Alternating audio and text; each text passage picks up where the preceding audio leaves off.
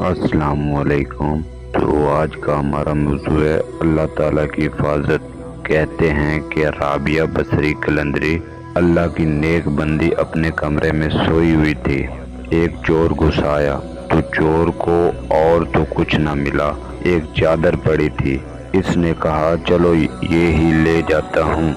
इसने चादर उठाई और बाहर जाने लगा तो इसे रास्ता नजर न आया। घबरा कर इसने चादर फेंक दी।